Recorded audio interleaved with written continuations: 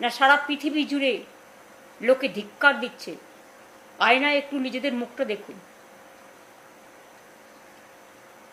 কোনো মিছিল মিটিং করতে তৃণমূল কংগ্রেসকে পারমিশন দিচ্ছেন না, ওয়েরাস অন্যান্য রাজনৈতিক দল যারা আছে, যারা আপনাদের দোস্ত বলেন, সকল দোস্ত, তাদের তো পারমিশন দিচ্ছেন। তাহলে আইন কি এক একজনের জন্য এক এক রকম নাকি? তৃণমূল কংগ্রেসটাকে আপনারা ভাঙতে চান, যতই ভাঙার চেষ্টা করুন এটা আরও শক্তিশালী হবে। আর যারা আজকে বড় বড় কথা বলছেন নিজের সম্পদ বাঁচানোর জন্য, যে নেতারা কর্মীদের পাশে যাচ্ছেন, এটা ভুল তথ্য। আমি নিজে কোর্টে গিয়ে লড়াই করে এসেছি, ঘরে ফিরিয়ে দেওয়ার ব্যবস্থা করেছি। এখানে প্রশাসন সন্ত্রাস চালাচ্ছে, যারা রক্ষক তারা ভক্ষক হয়ে গেছে, টোটাল ললেসনেস চলছে। এমন পৃথিবীতে ডার্ক হিস্ট্রি হয়তো হিটলারও করতে পারেননি, চাউসেস্কু আমলেও হয়নি। এবং গোয়েবলেসের অপপ্রচারের থেকেও যে ভঙ্গিমায় আপনারা করছেন, আপনাদের জন্য আমার কোনো ভাষা নেই, সব ভাষাই নিরুত্তর।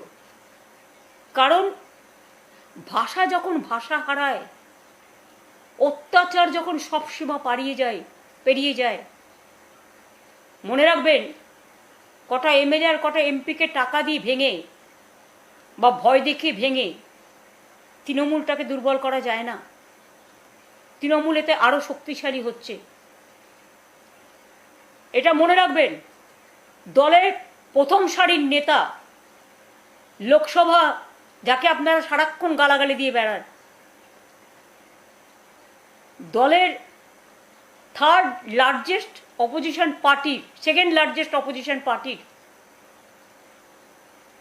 লিডার অব লোকসভা পার্লামেন্টে, তাকে আপনারা যেভাবে অ্যাটাক করলেন, যেভাবে মারলেন, তার চোখ এখনো অক্ষত আছে কিনা আমরা জানি না। ডাক্তার ডাকা হয়েছে, কারণ এখানে তো আবার হাসপাতালকেও বারণ করে দিয়েছেন যাতে কোনো হসপিটাল ট্রিটমেন্ট না করে।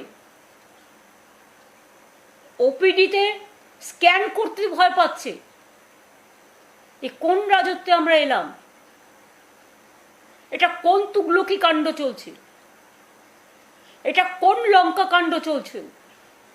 লঙ্কা কাণ্ড তো হয়েছিল সীতামাকে উদ্ধার করার জন্য, আর আপনারা পুরো বাংলাটাকে লুম্পেনদের হাতে তুলে দিয়েছেন, কলকাতাটাকে লুম্পেনদের হাতে তুলে দিয়েছেন।